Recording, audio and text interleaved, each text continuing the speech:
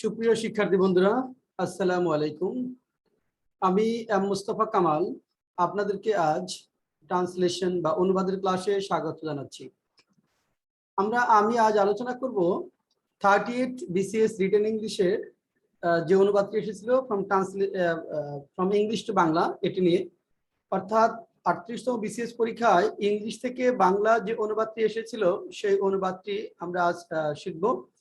এবং এখানে কিভাবে বড় বড় সেন্টেন্স অনুবাদ করতে হবে, কোন জায়গাগুলোতে আমরা আটকে যাই সেই জায়গাগুলোতে কিভাবে কভার করতে হবে এবং কোথায় সেন্স ডেভেলপ করতে হবে সেই বিষয়গুলো আমরা এখানে কথা বলবো। তাহলে আমরা চলুন শুরু করি। আমাদের প্রথম যে লাইনটা আছে সেই লাইনে যাই।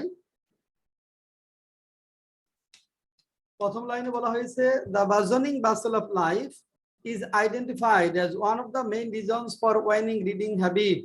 হ্যাঁ, এই লাইনে যদি আসি, the burgeoning bustle of life, এই জায়গাটাতে আমাদের একটা শব্দের বিষয় আছে যেটা আমরা অনেকেই আটকে যাই। এই শব্দটা আমাকে পারতে হবে। এখানে বার্জনিং বাসল অফ লাইফ, জীবনের ক্রমবর্ধমান ব্যস্ততা। বার্জনিং বাসল অফ লাইফ, জীবনের ক্রমবর্ধমান ব্যস্ততা। আর এখানে আরেকটি শব্দ আছে ওয়েন, WANE, ওয়েন মানে কমে যাওয়া, WANE, ওয়েন কমে যাওয়া। আর পরের জিরান্ড আছে ইজ ওয়াইনিং রিডিং হ্যাবিট, মানে পড়ার অভ্যাস কমে যাওয়া। আর এখানে ইজ আইডেন্টিফাইড, দেখেন সেন্টেন্সটা প্যাসিভ ফর্মে আছে, ইজ আইডেন্টিফাইড, এটা প্রেজেন্ট সিম্পল টেন্সের প্যাসিভ। ইজ আইডেন্টিফাইড মানে চিহ্নিত করা হয় বা চিহ্নিত করা হয়ে থাকে। ইজ আইডেন্টিফাইড চিহ্নিত করা হয় বা চিহ্নিত করা হয়ে থাকে। As one of the main reasons, একটি গুরুত্বপূর্ণ, একটি প্রধান বা অন্যতম গুরুত্বপূর্ণ কারণ। As one of the main reasons, একটি অন্যতম কারণ। আচ্ছা, তাহলে একটু দেখি। The burgeoning bustle of life, জীবনের ক্রমবর্ধমান বাস্তবতাকে, জীবনের ক্রমবর্ধমান বাস্তবতাকে মানুষের পড়ার অভ্যাস কমে যাওয়ার একটি অন্যতম কারণ হিসাবে চিহ্নিত করা হয়ে থাকে। জীবনের ক্রমবর্ধমান বাস্তবতাকে তাহলে ফর ওয়াইনিং রিডিং হ্যাবিট, পড়ার অভ্যাস কমে যাওয়ার অন্যতম কারণ হিসাবে চিহ্নিত করা হয়ে থাকে। জীবনের ক্রমবর্ধমান বাস্তবতাকে পড়ার অভ্যাস কমে যাওয়ার অন্যতম কারণ হিসেবে চিহ্নিত করা হয়ে থাকে। Life has been so busy that people can hardly manage time for reading, এটা সহজ। পরের লাইনটা, life has been so busy that, জীবন এতটাই ব্যস্ত হয়ে গেছে যে মানুষ পড়ার জন্য সময় বের করতে পারে না বললেই চলে। জীবন এতটাই ব্যস্ত হয়ে গেছে যে, life has been so busy that people can hardly manage time, এই হার্ডলি মানে পারে না বললেই চলে ইত্যাদি। হার্ডলি, স্কেয়ার্সলি, সেলডম একই। জীবন এতটাই ব্যস্ত হয়ে গেছে যে মানুষ পড়ার জন্য সময় বের করতে পারে না বললেই চলে। তারপরে লাইনটা যাই আমরা, দেখেন, the pressure of livelihood has mounted tremendously thrusting people in earning bread in all desperation. এই জায়গাটা একটু কঠিন, এখানে একটু সেন্স, কিছু কিছু জায়গায় কিছু শব্দের সেন্স অনুবাদ করতে হবে। দ্য প্রেশার অফ লাইভলিহুড এটুকু সহজ। দ্য প্রেশার অফ লাইভলিহুড, জীবিকার চাপ। মাউন্ট মানে এখানে ব্যাপকভাবে বৃদ্ধি পাওয়া, ট্রিমেন্ডাসলি মানে ব্যাপকভাবে বৃদ্ধি পেয়েছে। Thrust people in earning bread, thrust মানে ধাক্কা দিয়ে ঢুকিয়ে দেওয়া বা কোথাও প্রবেশ, জোরপূর্বক প্রবেশ করানো। থ্রাস্ট ধাক্কা দিয়ে ঢুকিয়ে দেওয়া বা জোরপূর্বক প্রবেশ করানো, অর্থ যদি আমরা ওয়ার্ড টু ওয়ার্ড বলি। কিন্তু এখানে মরিয়া, থ্রাস্টিং পিপল ইন আর্নিং ব্রেড, অর্থাৎ দেখেন থ্রাস্টিং পিপল ইন আর্নিং ব্রেড, এখানে কি মরিয়া করে তুলেছে জীবিকা, রুটি রোজগারের ব্যবস্থা করতে, মানে রুটি রোজগারের ব্যবস্থা। Thrusting people in earning bread, thrusting people in earning bread, অর্থাৎ মানুষকে বেপরোয়া বা মরিয়া করে তুলেছে। ইন অল ডেসপারেশন, সর্বতভাবে। ইন অল ডেসপারেশন, সর্বতভাবে। তাহলে thrusting people in earning bread, মানুষকে কি করেছে, বেপরোয়া মরিয়া করে তুলেছে। ইন অল ডেসপারেশন, সর্বতভাবে। দ্য প্রেশার অফ লাইভলিহুড, জীবিকার চাপ। হ্যাজ মাউন্টেড, ব্যাপকভাবে বৃদ্ধি পেয়েছে। তাহলে জীবিকার চাপ ব্যাপকভাবে বৃদ্ধি পেয়েছে। এখন দেখেন এখানে এই যে থ্রাস্টিং, এটা হলো আমাদের প্রেজেন্ট পার্টিসিপল। প্রেজেন্ট পার্টিসিপলের অর্থ সাধারণত অ্যাডজেক্টিভের মতো হয়, কিন্তু আমরা জানি যে প্রেজেন্ট পার্টিসিপল যদি বড় বাক্যের অংশ হয় তাহলে অনুবাদ করার সময় একটা যা কমপ্লেক্স সেন্স ডেভেলপ করতে হয়। এখানে আমরা যা লিখবো, যা মানুষকে সর্বতভাবে রুটি রোজগারের জন্য মরিয়া করে তুলেছে। তাহলে জীবিকার চাপ ব্যাপকভাবে বৃদ্ধি পেয়েছে, জীবিকার চাপ ব্যাপকভাবে বৃদ্ধি পেয়েছে, যা রুটি রোজগারের ব্যবস্থা করতে মানুষকে সর্বতভাবে মরিয়া করে তুলেছে। তাহলে প্রেজেন্ট পার্টিসিপল সাধারণত অ্যাডজেক্টিভের মতো অর্থ দেয়, কিন্তু প্রেজেন্ট পার্টিসিপল যখন বড় বাক্যের অংশ হয় সেটি অনুবাদ করার সময় একটি কমপ্লেক্স সেন্স ডেভেলপ করতে হয়, যা মানুষকে সর্বতভাবে মরিয়া করে রুটি রোজগারের জন্য, উপার্জনের জন্য বা রুটি রোজগারের ব্যবস্থা করতে সর্বতভাবে মরিয়া করে তুলেছে। তারপর আসেন পরের লাইনটা যায়। পরের লাইনে বলা হয়েছে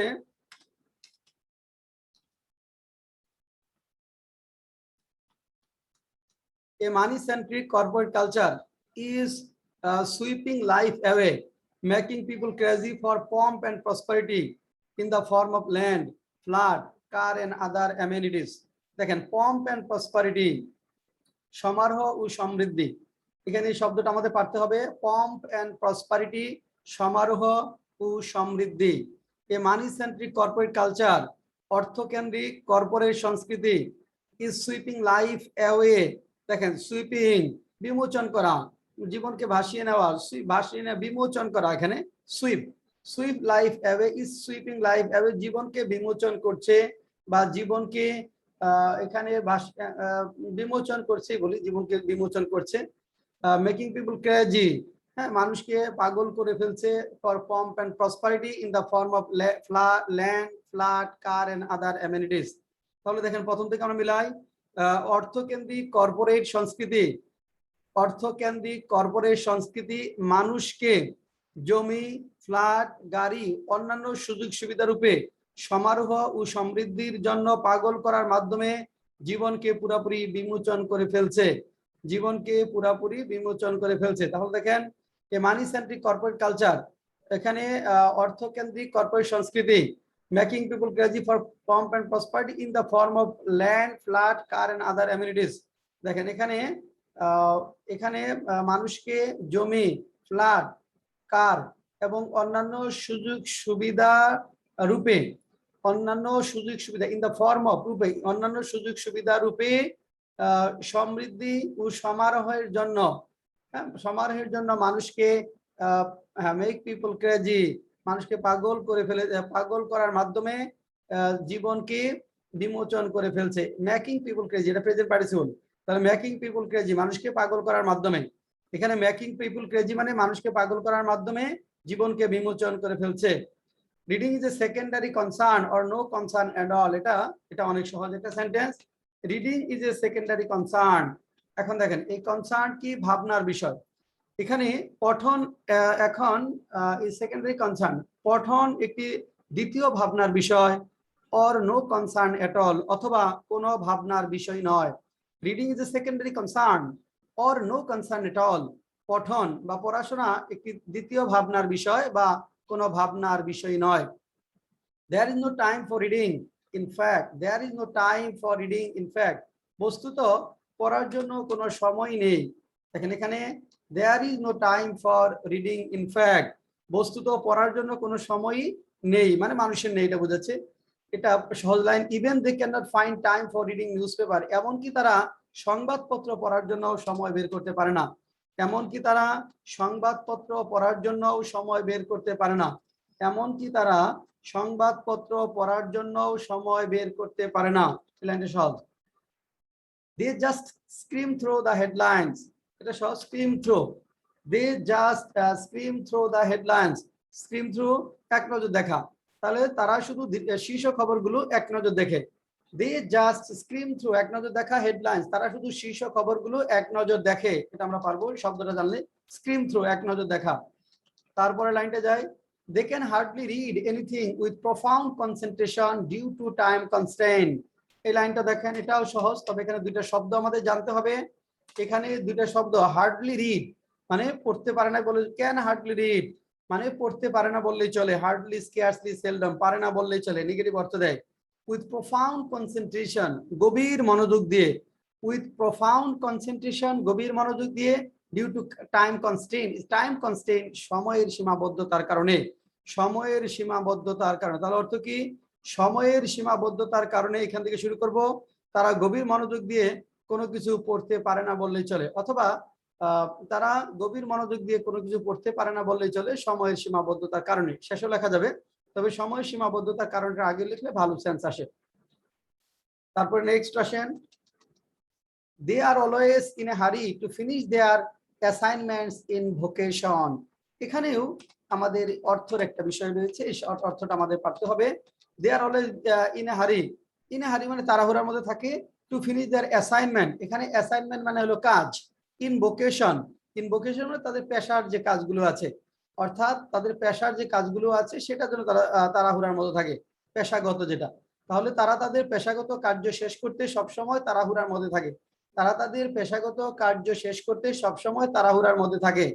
ইট is really hard time witnessing a famine of reading. দেখেন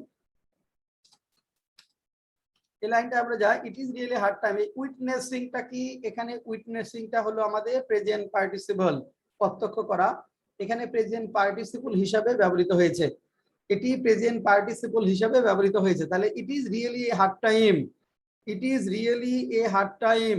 তাহলে witnessing a famine of reading, witnessing famine মানে দুর্ভিক্ষ, অফ রিডিং পড়ার দুর্ভিক্ষ, witnessing a famine of reading পঠনের দুর্ভিক্ষ অবলোকনের এটি সত্যি এক কঠিন সময়, পঠনের দুর্ভিক্ষ অবলোকনের এটি সত্যি এক কঠিন সময়, অথবা এটি সত্যি এক কঠিন সময় যে সময়টাতে পঠনের দুর্ভিক্ষ অবলোকন করা হচ্ছে, অথবা এটি সত্যি একটি কঠিন সময় যখন পঠনের দুর্ভিক্ষ দেখা যাচ্ছে বা পঠনের দুর্ভিক্ষ অবলোকন করা হচ্ছে। তারপর দেখেন, proliferation of information technology has also contributed to the change in reading habit। এই লাইনটাও সহজ, তবে এখানে আমাদের একটা মিনিং পারতে হবে, এখানে আমাদের একটা মিনিং পারতে হবে। proliferation, দেখেন proliferation of information, proliferation of information আমরা যদি বলি, proliferation of information technology has also contributed present perfect টেন্সে আছে মানে অবদান রেখেছে, to the change in reading habit পড়ার অভ্যাস পরিবর্তনের ক্ষেত্রে।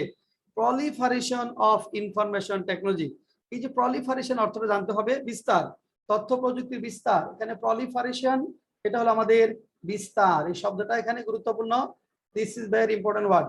proliferation of information technology has also contributed to the change in reading habit, তথ্য প্রযুক্তির বিস্তার পঠন অভ্যাসের পরিবর্তনে ভূমিকা রয়েছে বা ভূমিকা রেখেছে। But we must bear in mind that reading is the mark of civility of a nation. এই লাইনটা সহজ, এখানে দেখেন যেটা বলা হয়েছে, but we must bear in mind that, এটা কথা হলো আমাদের অবশ্যই মনে রাখতে হবে, reading habit is the mark of civility of a nation, পড়ার অভ্যাস একটি জাতির শিষ্টাচারের চিহ্ন। সিভিলিটি শিষ্টাচার বা সব, এখানে ভদ্রতা, এখানে শিষ্টাচার বা ভদ্রতা বলতে পারি আমরা। But we must bear in mind that, কিন্তু আমাদের মনে রাখতে হবে পড়ার অভ্যাস একটি জাতির শিষ্টাচারের দিক চিহ্ন, শিষ্টাচারের ভদ্রতার চিহ্ন। এখানে শুধু সিভিলিটির অর্থ জানতে হবে, শিষ্টাচার বা ভদ্রতা। Reading books and other materials of learning makes individuals enlightened, elevating their level of intelligence। Enlightened আলোকিত, আর elevating their level of intelligence, elevatingটা এখানে প্রেজেন্ট পার্টিসিপল, elevatingটা এখানে প্রেজেন্ট পার্টিসিপল হিসেবে ব্যবহৃত হয়েছে, অর্থাৎ এখানে elevating their level এখানে বৃদ্ধি করা, elevate এখানে বৃদ্ধি করা। তাহলে যেটা হচ্ছে reading books and other materials of learning, দুইটা শব্দ subject, reading books and other materials of learning বই ও শিক্ষার অন্যান্য উপকরণ পঠন, বই ও শিক্ষার অন্যান্য উপকরণ পঠন makes individuals enlightened, makes individual enlightened বুদ্ধিমাত্রা বাড়ানোর মাধ্যমে। দেখেন এলিভেটিং বাড়ানোর মাধ্যমে, প্রেজেন্ট পার্টিসিপল মানে অনেকটা অ্যাডজেক্টিভের মতো অর্থ হবে, প্রেজেন্ট পার্টিসিপল অ্যাডজেক্টিভের মতো অর্থ হবে, বুদ্ধিমত্তা বাড়ানোর মাধ্যমে মানুষকে আলোকিত করে। তাহলে বই ও শিক্ষার অন্যান্য উপকরণ পঠন বুদ্ধিমত্তা বাড়ানোর মাধ্যমে মানুষকে আলোকিত করে। আমরা ছাত্রছাত্রীদের জন্য আনসারটা নিচে রেখে দিয়েছি, আপনারা চাইলে এখান থেকে আনসারটাও দেখে নিতে পারেন। আনসারটা আমরা নিচে রেখেছি, এখান থেকে চাইলে আমরা আনসারটাও দেখে নিতে পারবো একসাথে। আমরা 1 মিনিট আনসারটা এখানে রাখছি, 1 মিনিট আমরা এখানে আনসারটা রাখছি, আপনারা চাইলে এখান থেকে আনসারটা কপি করতে পারেন বা আনসারটা দেখে মিলাতে পারেন। তো এভাবে মূলত আমরা অনুবাদগুলোর দিকে যাব। কঠিন অনুবাদের ক্ষেত্রে আসলে কিছু শব্দের বিষয় আছে, কিছু কিছু জায়গায় কিছু সেন্স ডেভেলপ করতে হবে। আর আমাদের সবচেয়ে বড় যে বিষয়টি সেটা হলো আমাদের স্ট্রাকচার গুলো পারতে হবে, স্ট্রাকচার ডেভেলপ করতে হবে, ভোকাবুলারি ডেভেলপ করতে হবে, এবং আমাদের মানে অভ্যাসটা ডেভেলপ করতে হবে। এই শব্দগুলো, কঠিন শব্দগুলোর জন্য আমাদের একটি বই আছে, সেটি এই বইটা অনেকে আপনারা জানেন, usable vocabulary for BCS and bank written. এটা 5th এডিশন এখন মার্কেটে আছে। এখানে more about 7000 compound words are here, প্রায় 7000 কম্পাউন্ড ওয়ার্ড, যৌগিক শব্দ এখানে রয়েছে।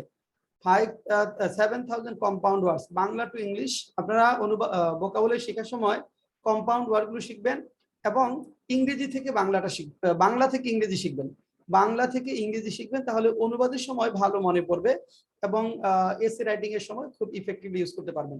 বইটি প্রকাশ করেছে গীতাঞ্জলি প্রকাশনী, নীলক্ষেত, ঢাকা। সারা দেশে আপনার বইটি পাবেন, সারা দেশে আপনার বইটি পাবেন।